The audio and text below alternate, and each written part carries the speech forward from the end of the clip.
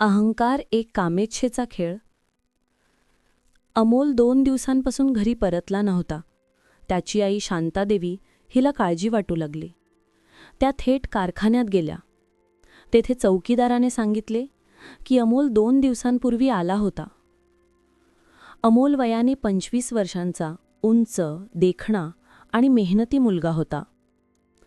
तो सेठ जगदीशराव यांच्या कंपनीत मागील 2 वर्षांपासून लिपिक म्हणून काम करत होता. त्याच्या कुटुंबात आई शांतादेवी आणि 2 बहिणी होत्या. 2 वर्षांपूर्वी अमोलच्या वडिलांचे निधन झाले होते. तेही त्याच कंपनीत काम करत होते. त्यांच्या जागी अमोलने नोकरी धरली होती. अमोल असाच अचानक गायब झाल्याने आई आणि बहिणी चिंतेत होत्या.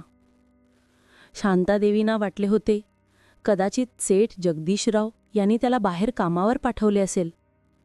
पण त्यांनी तसे काही केले नसल्याचे सांगितल्यावर त्यांची चिंता आणखीनच वाढली. शांतादेवींनी सर्वत्र शोध घेतला, पण अमोलचा पत्ता लागला नाही. त्यांनी कंपनीच्या वॉचमनला विचारले. थोडी वेळ तो टाळाटाळ करत राहिला, पण नंतर म्हणाला, त्या दिवशी कंपनीला सुट्टी झाली होती. सगळे कामगार निघून गेले होते. अमोल त्याचे थोडे काम पूर्ण करत बसला होता, तेव्हा सेठजींची छोटी मुलगी कविता आली. त्या दिवशी ती जीन्स आणि टॉप घातलेली होती. तिचा बांधा भरदार होता. कपडे शरीराला इतकी चिकटलेले होते की तिच्या देहरेषा स्पष्ट दिसत होत्या.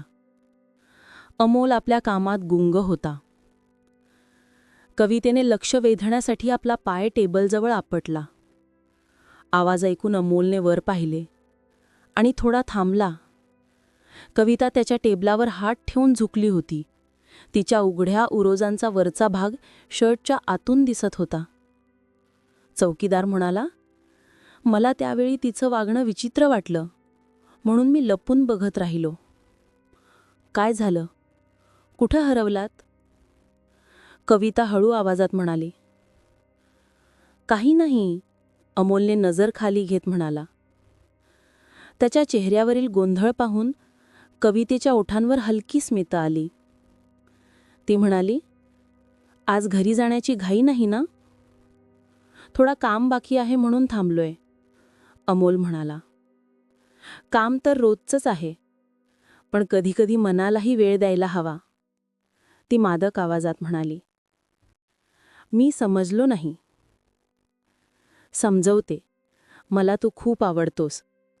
तू माझ्यासोबत येशील का पप्पांच्या कॅबिनमध्ये? अमोल दचकलाच.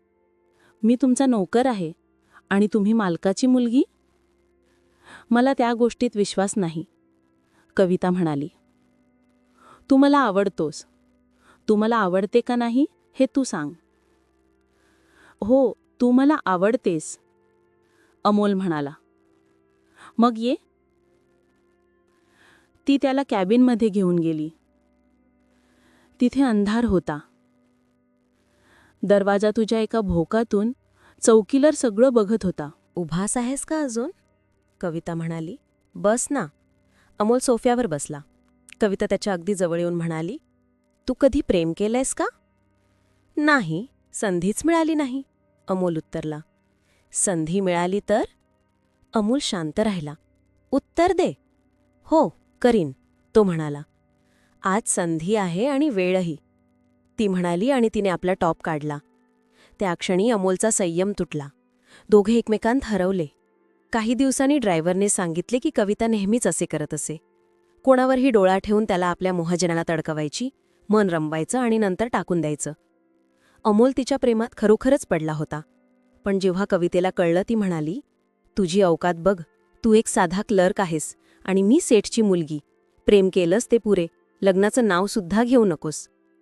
पण तू माझ्यावर प्रेम केलं होतंस. प्रेम नाही, फक्त वेळ घालवला होता, टाइमपास म्हणून. अमोल संतापला. मी सगळ्यांना तुझं खरं रूप दाखवीन, तो म्हणाला. कविता लालेलाल झाली. मी तुला ते करू देणार नाही. काही दिवसांनी सेठ जगदीशराव यांनी सर्वांसमोर अमोलला ओरडून सांगितले, तू माझ्या मुलीवर वाईट नजर ठेवलीस, तिला फसवलंस, ही गोष्ट तिनेच सांगितली आहे. आणि मग त्यांच्या माणसांनी अमोलला ओढून बाहेर नेलं. त्या दिवसानंतर अमोलला कोणी पाहिलं नाही. 10 दिवस गेले. शांतादेवींना समजलं की अमोल मारला गेला आहे. त्यांनी पोलिसांत तक्रार दिली. एक दिवस अमोलचा मित्र भेटला. त्यांनी सांगितलं की अमोलचं मृत्यूमागे सेठ जगदीशराव आणि कविता यांचा हात आहे. शांतादेवी म्हणाल्या, त्या कवितेला धडा शिकवायलाच हवा. त्या दरम्यान कविता एका नवीन मुलावर, रमेशवर फिदा झाली होती. एक संध्याकाळी रमेशने तिला ड्राईव्हसाठी बोलवलं आणि गाडी सरळ शांतादेवींच्या घरी नेली. कविता तिथे गेल्यावर थरथरली. शांतादेवींनी तिचा सगळा कबुली जबाब घेतला. रमेशने तिला खुर्चीला बांधलं आणि तिची सर्व कबुली रेकॉर्ड केली. रात्री शांतादेवींनी तिला सोडत म्हणाल्या, जसं मी आयुष्यभर माझ्या मुलाला आठवेन, तसंच तूही हे आयुष्यभर विसरूच शकणार नाहीस. कवितेकडे आता काहीच उरलं नव्हतं. ती रस्त्याने पायी चालत घरी गेली. पराभूत, रिकामी आणि अपराधगंडाने ग्रस्त. समाप्त.